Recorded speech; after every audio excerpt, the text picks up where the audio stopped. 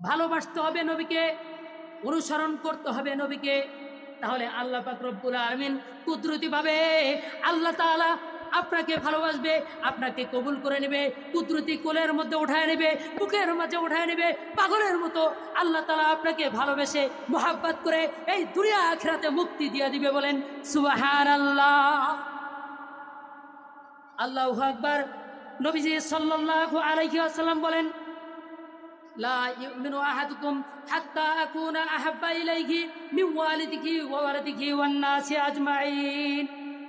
হযরত আনাস ইবনে মালিক রাদিয়াল্লাহু তাআলা আনহু, বিশ্ববিখ্যাত সাহাবী, রাসূলের 10 বছরের খাদেম, এই বিখ্যাত সাহাবী বর্ণনা করেন, নবীজি বলেছেন, যদি দুনিয়াতে কোনো ব্যক্তি নবীকে নিজের দিলের চেয়েও বেশি ভালো না বাসে, নিজের জীবনের চেয়েও বেশি ভালো না বাসে, নিজের সন্তানের চেয়েও বেশি ভালো না বাসে, নিজের মাতা পিতা সন্তান দুনিয়ার সমস্ত সম্পত্তি দাড়ি বাড়ি গাড়ি টাকা পয়সা সব কিছুর চেয়ে যদি আল্লাহর নবীকে বেশি ভালো না বাসে, তাহলে ওই ব্যক্তিকে পরিপূর্ণ মুমিন বলা হবে না, পরিপূর্ণ ইমানদার বলা হবে না, পরিপূর্ণ মুসলমান বলা হবে না।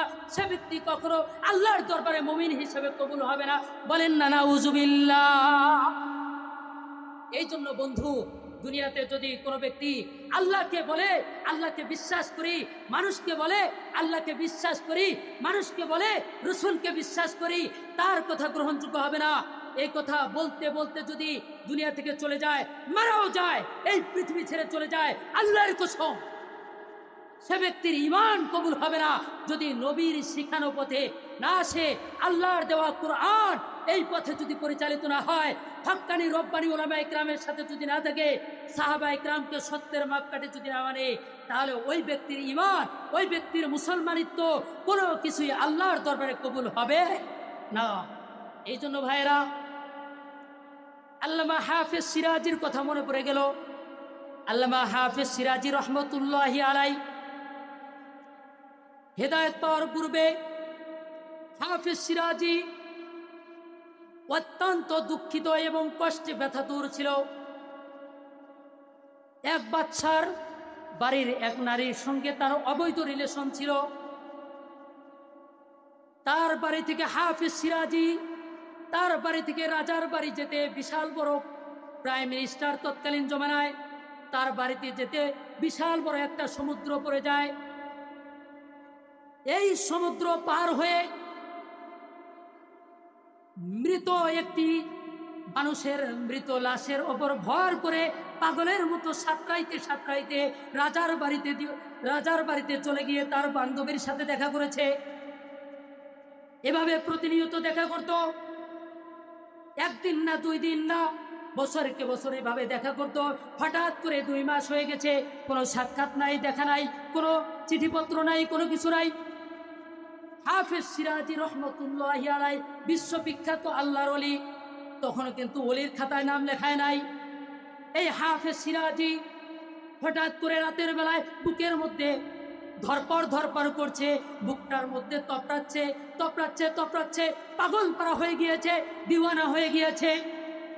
আইয়া রে জিগার নূরে নজর अब तू कहाँ है, दीवाना तेरा हो गया मैं, मेरा खबर ले। হাফেজ সিরাজি পাগলের মতো হয়ে গিয়েছে, ছটফট করে রাতের বেলায় পাগলের মতো বাড়ি থেকে বের হয়ে গেল। গভীর রাত, অন্ধকার, অমাবস্যার রাত চলছে। এই অন্ধকার রজনী জুড়ে চারিদিকে অন্ধকার ছড়িয়ে পড়েছে। এমন তো অবস্থার মধ্যে বিশাল বড় সমুদ্র সামনে, কোনো ডিঙ্গি নাই, কোনো নৌকা নাই, কোনো জাহাজ স্টিমার লঞ্চ কোনো কিছুই নাই। ও দোস্ত, পাগলের মতো পাগল হয়ে গেছে আমার প্রিয়তমা, প্রাণ প্রিয়তমার বসি, পাগল পারা মোহাব্বতের ভালোবাসার আয়না, তার সঙ্গে দেখা করতে হবে। পাগলের মতো ছটফট করে সাগরের উপরে কোনো নৌকা নাই, ডিঙ্গি নাই, কোনো কিচ্ছু নাই।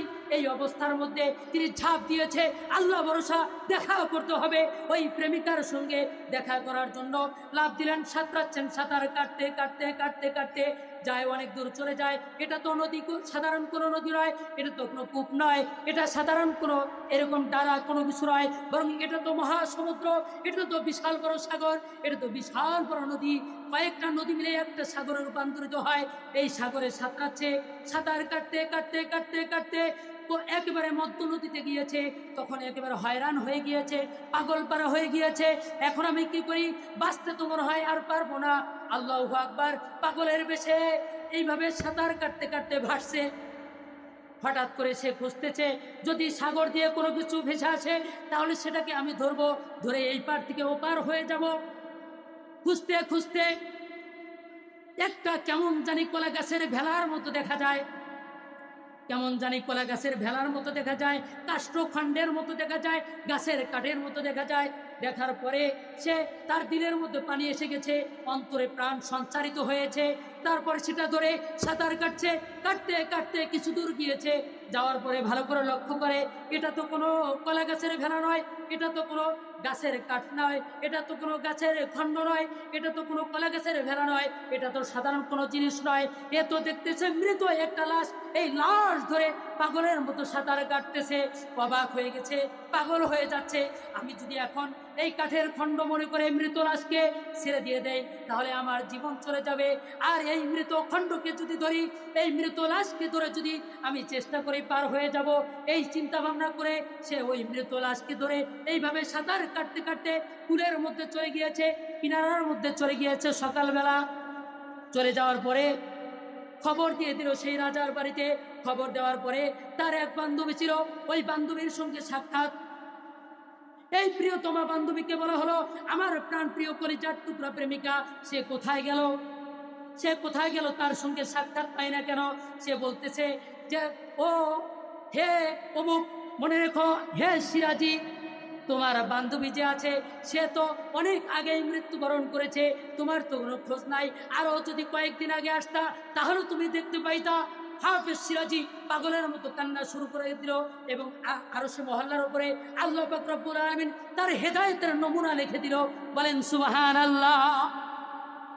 আল্লামা হাফেজ সিরাজি এত রাত কষ্ট করে সাগর পাড়ি দিয়ে তার প্রেমিকার সাথে দেখা করতে গিয়েছে, সে মারা গিয়েছে। এটা শোনার পর তার অন্তরটা ফেটে চৌচির হয়ে গেল।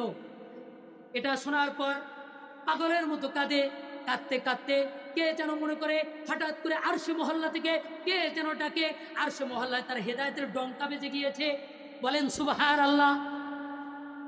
হাফেজ সিরাজি রহমতুল্লাহি আলাইহি হঠাৎ করে নিজের অজান্তেই বলে উঠল, বাসনো হাফেজ বাতো গোয়াম কে গুলতা ঝা নবী মানত, আগার মানত সবে মানত সবে দিগার নবী মানত, हमेशा इज्जत मेहमान बैक खाना नबी मानत, अगर मानत सबे दीगर नबी मानत। हाफेज सिराजी डाक दिए बोले, ओ हाफेज सिराजी, আমরা দুনিয়ার মানুষেরা মানুষকে ওয়াজ করতে পারি, নসিহত করতে পারি, উপদেশ দিতে পারি, কিন্তু নিজেকে নিজে ওয়াজ করতে পারি না, উপদেশ দিতে পারি না। আল্লাহু আকবার।